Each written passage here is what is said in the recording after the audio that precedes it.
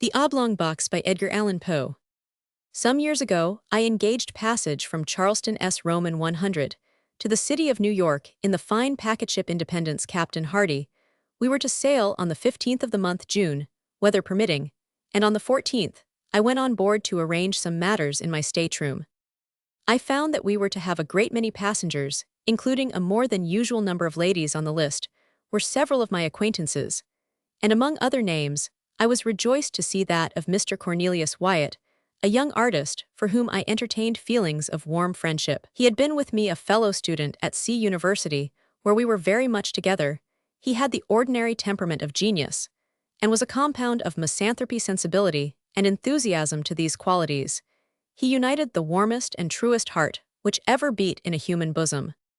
I observed that his name was carded upon 3 staterooms, and upon again referring to the list of passengers, I found that he had engaged passage for himself, wife, and 2 sisters. She's owned the staterooms were sufficiently roomy, and each had 2 berths, one above the other. These berths, to be sure, were so exceedingly narrow as to be insufficient for more than one person. Still, I could not comprehend why there were 3 staterooms for these 4 persons. I was just at that epoch in one of those moody frames of mind which make a man abnormally inquisitive about trifles, and I confess with shame that I busied myself in a variety of ill-bred and preposterous conjectures about this matter of the supernumerary stateroom. It was no business of mine, to be sure, but with none the less pertinacity did I occupy myself in attempts to resolve the enigma. At last, I reached a conclusion which wrought in me great wonder why I had not arrived at it before. It is a servant, of course. I said, what a fool I am not sooner to have thought of so obvious a solution. And then I again repaired to the list, but here I saw distinctly that no servant was to come with the party, although, in fact, it had been the original design to bring one, for the words and servant had been first written and then overscored. Oh, extra baggage. To be sure, I now said to myself, something he wishes not to be put in the hold, something to be kept under his own eye. I have either painting or sewn. This is what he has been bargaining about with Nicolino the Italian Jew. This idea satisfied me, and I dismissed my curiosity for the nonce. Wyatt's 2 sisters I knew very well, and most amiable and clever girls. They were his wife. He had newly married, and I had never yet seen her. He had often talked about her in my presence, however, and in his usual style of enthusiasm, he described her as of surpassing beauty, wit, and accomplishment. I was therefore quite anxious to make her acquaintance. On the day in which I visited the ship, the 14th, Wyatt and party were also to visit Itso. The captain informed me I waited on board an hour longer than I had designed, in hope of being presented to the bride. But then an apology came. Mrs. W. was a little indisposed, and would decline coming on board until tomorrow at the hour of sailing. The morrow having arrived, I was going from my hotel to the wharf when Captain Hardy met me, and said that, owing to circumstances, a stupid but convenient phrase, he rather thought the Independence would not sail for a day or 2, and that when all was ready he would send up and let me know. This I thought strange, for there was a stiff southerly breeze, but as the circumstances were not forthcoming, although I pumped for them with much perseverance, I had nothing to do but to return home and digest my impatience at leisure. I did not receive the expected message from the captain for nearly a week. It came at length, however, and I immediately went on board. The ship was crowded with passengers, and everything was in the bustle attendant upon making sail. Wyatt's party arrived in about 10 minutes after myself. There were the 2 sisters, the bride, and the artist, the latter, in one of his customary fits of moody misanthropy.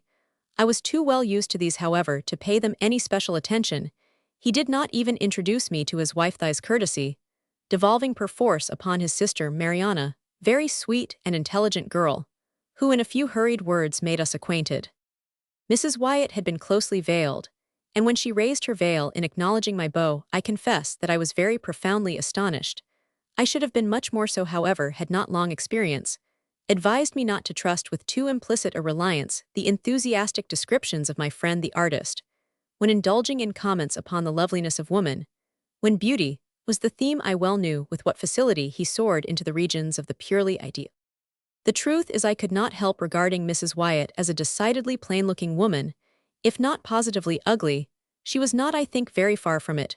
She was dressed, however, in exquisite taste, and then I had no doubt that she had captivated my friend's heart by the more enduring graces of the intellect and soul. She said very few words, and passed at once into her stateroom with Mr. W.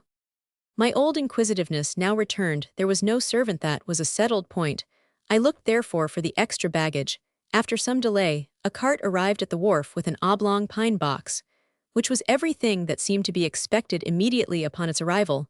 We made sail, and in a short time were safely over the bar and standing out to sea. The box in question was, as I say, oblong. It was about 6 feet in length by 2.5 in breadth. I observed it attentively, and like to be precise. Now this shape was peculiar, and no sooner had I seen it than I took credit to myself for the accuracy of my guessing. I had reached the conclusion. It will be remembered that the extra baggage of my friend the artist would prove to be pictures, or at least a picture, for I knew he had been for several weeks in conference with Nicolinode. Now here was a box which from its shape could possibly contain nothing in the world but a copy of Leonardo's Last Supper, and a copy of this very Last Supper, done by Rubini the younger at Florence, I had known for some time to be in the possession of Nicolino. This point, therefore, I considered as sufficiently settled. I chuckled excessively when I thought of my acumen. It was the first time I had ever known Wyatt to keep from me any of his artistical secrets. But here he evidently intended to steal a march upon me and smuggle a fine picture to New York, under my very nose, expecting me to know nothing of the matter. I resolved to quiz him well now and hereafter. One thing, however, annoyed me not a little. The box did not go into the extra stateroom. It was deposited in Wyatt's own.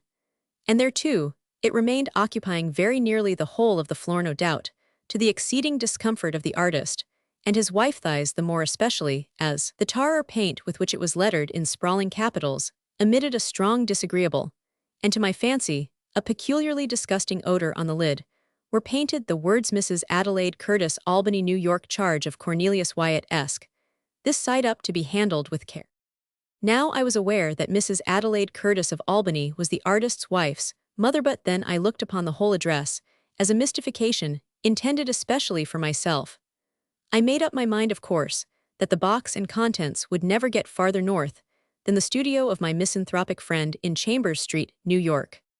For the first 3 or 4 days, we had fine weather, although the wind was dead ahead, having chopped round to the northward, immediately upon our losing sight of the coast. The passengers were consequently in high spirits, and disposed to be social. I must except, however, Wyatt and his sisters, who behaved stiffly, and I could not help thinking uncourteously to the rest of the party. Wyatt's conduct I did not so much regard. He was gloomy even beyond his usual habit. In fact, he was morose, but in him I was prepared for eccentricity. For the sisters, however, I could make no excuse. They secluded themselves in their staterooms during the greater part of the passage, and absolutely refused, although I repeatedly urged them to hold communication with any person on board. Mrs. Wyatt herself was far more agreeable, that is to say, she was chatty, and to be chatty is no slight recommendation at sea. She became excessively intimate with most of the ladies, and to my profound astonishment, evinced no equivocal disposition to coquette with the men. She amused us all very much. I say amused and scarcely know how to explain myself. The truth is, I soon found that Mrs. W. was far oftener laughed at than with the gentlemen, said little about her, but the ladies in a little while pronounced her a good-hearted thing, rather indifferent-looking, totally uneducated, and decidedly vulgar. The great wonder was how Wyatt had been entrapped into such a match. Wealth was the general solution, but this I knew to be no solution at all, for Wyatt had told me that she neither brought him a dollar nor had any expectations from any source. Whatever he had married, he said, for love, and for love only, and his bride was far more than worthy of his love. When I thought of these expressions on the part of my friend, I confess that I felt indescribably puzzled. Could it be possible that he was taking leave of his senses? What else could I think? He so refined, so intellectual, so fastidious, with so exquisite a perception of the faulty, and so keen an appreciation of the beautiful. To be sure, the lady seemed especially fond of him particularly. So in his absence, she made herself ridiculous by frequent quotations of what had been said by her beloved husband, Mr. Wyatt. The word husband seemed for Roberto use one of her own delicate expressions forever on the tip of her tongue. In the meantime, it was observed by all on board that he avoided her in the most pointed manner, and for the most part shut himself up alone in his stateroom, where in fact he might have been said to live altogether, leaving his wife at full liberty to amuse herself, as she thought best, in the public society of the main cabin. My conclusion from what I saw and heard was that the artist, by some unaccountable freak of fate, or perhaps, in some fit of enthusiastic and fanciful passion, had been induced to unite himself with a person altogether beneath him, and that the natural result entire and speedy disgust had ensued. I pitied him from the bottom of my heart, but could not for that reason quite forgive his incommunicativeness in the matter of the Last Supper. For this, I resolved to have my revenge. One day he came upon deck, and taking his arm as had been my wont, I sauntered with him backward and forward. His gloom, however, which I considered quite natural under the circumstances, seemed entirely unabated. He said little, and that moodily, and with evident effort. I ventured a jest or two, and he made a sickening attempt at a smile. Poor fellow, as I thought of his wife, I wondered that he could have heart to put on even the semblance of mirth. I determined to commence a series of covert insinuations or innuendos about the Oblong Box, just to let him perceive gradually that I was not altogether the butt or victim of his little bit of pleasant mystification. My first observation was by way of opening a masked battery. I said something about the peculiar shape of that box, and as I spoke the words I smiled knowingly, winked, and touched him gently with my forefinger in the ribs. The manner in which Wyatt received this harmless pleasantry convinced me at once that he was mad. At first he stared at me, as if he found it impossible to comprehend the witticism of my remark. But as its point seemed slowly to make its way into his brain, his eyes, in the same proportion, seemed protruding from their sockets. Then he grew very red, then hideously pallid, then, as if highly amused with what I had insinuated, he began a loud and boisterous laugh, which to my astonishment, he kept up with gradually increasing vigor for 10 minutes or more. In conclusion, he fell flat and heavily upon the deck. When I ran to uplift him, to all appearance he was dead. I called assistance, and with much difficulty we brought him to himself. Upon reviving, he spoke incoherently for some time. At length we bled him, and put him to bed. The next morning, he was quite recovered so far as regarded his mere bodily health. Of his mind, I say nothing, of course. I avoided him during the rest of the passage, by advice of the captain, who seemed to coincide with me altogether in my views of his insanity, but cautioned me to say nothing on this head to any person on board. Several circumstances occurred immediately after this fit of Wyatt, which contributed to heighten the curiosity with which I was already possessed. Among other things, this: I had been nervous, drank too much strong green tea, and slept ill at night. In fact, for 2 nights, I could not be properly said to sleep at all. Now my stateroom opened into the main cabin or dining room, as did those of all the single men on board. Wyatt's 3 rooms were in the after cabin, which was separated from the main one by a slight sliding door, never locked even at night, as we were almost constantly on a wind, and the breeze was not a little stiff. The ship heeled to leeward very considerably, and whenever her starboard side was to leeward, the sliding door between the cabins slid open, and so remained, nobody taking the trouble to get up and shut it. But my berth was in such a position that, when my own stateroom door was open, as well as the sliding door in question, and my own door was always open on account of the heat, I could see into the after cabin quite distinctly, and just at that portion of it, too, where were situated the staterooms of Mr. Wyatt. Well, during 2 nights, not consecutive, while I lay awake, I clearly saw Mrs. W. about 11 o'clock upon each night steal cautiously from the stateroom of Mr. W. and enter the extra room, where she remained until daybreak, when she was called by her husband, and went back. That they were virtually separated was clear. They had separate apartments, no doubt, in contemplation of a more permanent divorce, and here, after all, I thought, was the mystery of the extra stateroom. There was another circumstance, too, which interested me much during the 2 wakeful nights in question, and immediately after the disappearance of Mrs. Wyatt into the extra stateroom, I was attracted by certain singular, cautious, subdued noises in that of her husband. After listening to them for some time with thoughtful attention, I at length succeeded perfectly in translating their import. They were sounds occasioned by the artist in prying open the oblong box by means of a chisel and mallet, latter being apparently muffled or deadened by some soft woolen or cotton substance in which its head was enveloped. In this manner, I fancied I could distinguish the precise moment when he fairly disengaged the little, so that I could determine when he removed it altogether, and when he deposited it upon the lower berth in his room. This latter point I knew, for example, by certain slight taps which the lid made in striking against the wooden edges of the berth, as he endeavored to lay it down very gently, there being no room for it on the floor. After this there was a dead stillness, and I heard nothing more upon either occasion, until nearly daybreak, unless perhaps I may mention a low sobbing or murmuring sound, so very much suppressed, as to be nearly inaudible if, indeed the whole of this latter noise, were not rather produced by my own imagination. I say it seemed to resemble sobbing or sighing, but of course, it could not have been either. I rather think it was a ringing in my own ears. Mr. Wyatt, no doubt, according to custom, was merely giving the rein to one of his hobbies. Indulging in one of his fits of artistic enthusiasm, he had opened his oblong box in order to feast his eyes on the pictorial treasure within. There was nothing in this, however, to make him sob. I repeat, therefore, that it must have been simply a freak of my own fancy, distempered by good Captain Hardy's green tea. Just before dawn, on each of the 2 nights of which I speak, I distinctly heard Mr. Wyatt replace the lid upon the oblong box, and force the nails into their old places by means of the muffled mallet. Having done this, he issued from his stateroom fully dressed, and proceeded to call Mrs. W. from hers.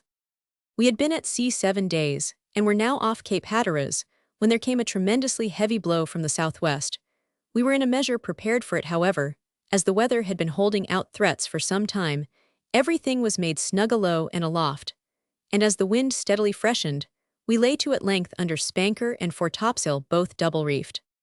In this trim, we rode safely enough for 48 hours, the ship proving herself an excellent seaboat in many respects, and shipping no water of any consequence at the end of this period.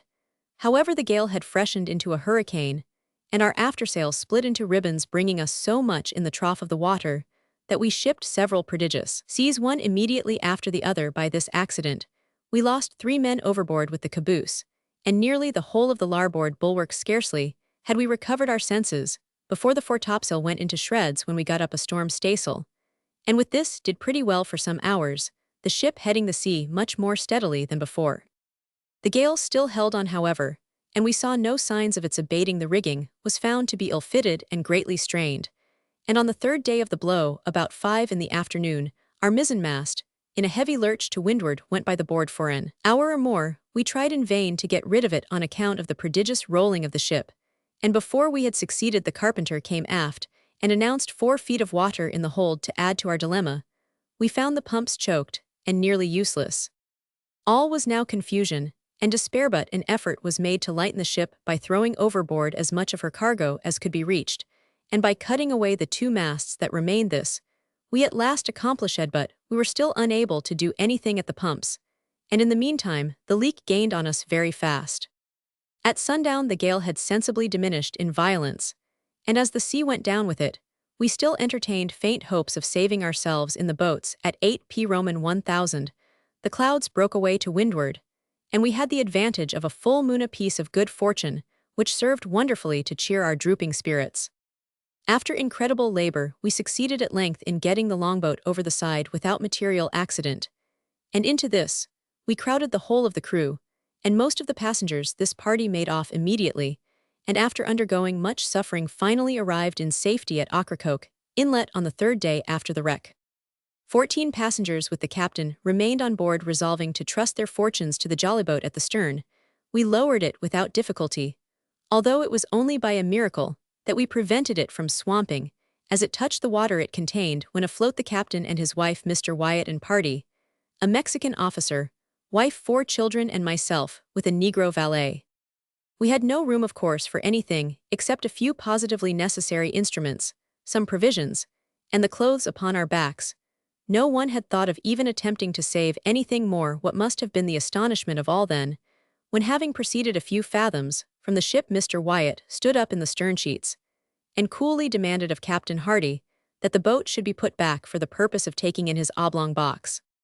"Sit down, Mr. Wyatt," replied the captain somewhat sternly. "You will capsize us if you do not sit quite still. Our gunwale is almost in the water now." "The box," vociferated Mr. Wyatt, still standing. "The box, I say." "Captain Hardy, you will not refuse me. Its weight will be but a triflate is nothing, mere nothing. By the mother who bore you, for the love of heaven, be your hope of salvation, I implore you to put back for the box." The captain for a moment seemed touched by the earnest appeal of the artist, but he regained his stern composure and merely said, "Mr. Wyatt, you are mad. I cannot listen to you. Sit down, I say, or you will swamp the boat. Stay hold him, seize him, is about to spring overboard. There, I knew Ithe is over." As the captain said this, Mr. Wyatt in fact sprang from the boat, and as we were yet in the lee of the wreck, succeeded by almost superhuman exertion in getting hold of a rope, which hung from the fortunes in another moment. He was on board, and rushing frantically down into the cabin. In the meantime, we had been swept astern of the ship, and being quite out of her lee were at the mercy of the tremendous sea, which was still running. We made a determined effort to put back, but our little boat was like a feather in the breath of the tempest. We saw at a glance that the doom of the unfortunate artist was sealed. As our distance from the wreck rapidly increased, the madman, for as such only could we regard him, was seen to emerge from the companionway up which, by dint of strength that appeared gigantic, he dragged bodily the oblong box, while we gazed in the extremity of astonishment. He passed rapidly several turns of a 3-inch rope, first around the box, and then around his body. In another instant, both body and box were in the sea, disappearing suddenly at once and forever. We lingered a while sadly upon our oars, with our eyes riveted upon the spot. At length, we pulled away. The silence remained unbroken for an hour. Finally, I hazarded a remark. "Did you observe, Captain, how suddenly they sank? Was not that an exceedingly singular thing?" I confess that I entertained some feeble hope of his final deliverance, when I saw him lash himself to the box, and commit himself to the sea. "They sank as a matter of course," replied the captain, "and that like a shot. They will soon rise again, however, but not till the salt melts." "The salt!" I ejaculated. "Hush," said the captain, pointing to the wife and sisters of the deceased. "We must talk of these things at some more appropriate time. We suffered much and made a narrow escape, but fortune befriended us as well as our mates in the longboat. We landed, in fine, more dead than alive, after 4 days of intense distress upon the beach opposite Roanoke Island. We remained here a week, were not ill-treated by the wreckers, and at length obtained a passage to New York. About a month after the loss of the Independence, I happened to meet Captain Hardy in Broadway. Our conversation turned naturally upon the disaster, and especially upon the sad fate of poor Wyatt. I thus learned the following particulars. The artist had engaged passage for himself, wife, 2 sisters, and a servant. His wife was indeed, as she had been represented, a most lovely and most accomplished woman. On the morning of the 14th of June, the day in which I first visited the ship, the lady suddenly sickened and died. The young husband was frantic with grief, but circumstances imperatively forbade the deferring his voyage to New York. It was necessary to take to her mother the corpse of his adored wife, and on the other hand, the universal prejudice, which would prevent his doing so openly, was well known. 9/10 of the passengers would have abandoned the ship rather than take passage with a dead body. In this dilemma, Captain Hardy arranged that the corpse, being first partially embalmed and packed with a large quantity of salt in a box of suitable dimensions, should be conveyed on board. As merchandise, nothing was to be said of the lady's decease, and as it was well understood that Mr. Wyatt had engaged passage for his wife, it became necessary that some person should personate her during the voyage. This the deceased lady's maid was easily prevailed on to do. The extra stateroom, originally engaged for this girl during her mistress' life, was now merely retained in this stateroom. The pseudo-wife slept, of course, every night. In the daytime, she performed to the best of her ability the part of her mistress, whose person, it had been carefully ascertained, was unknown to any of the passengers on board. My own mistake arose naturally enough through too careless, too inquisitive, and too impulsive a temperament. But of late it is a rare thing that I sleep soundly at night. There is a countenance which haunts me, turn as I will. There is an hysterical laugh which will forever ring within my ears.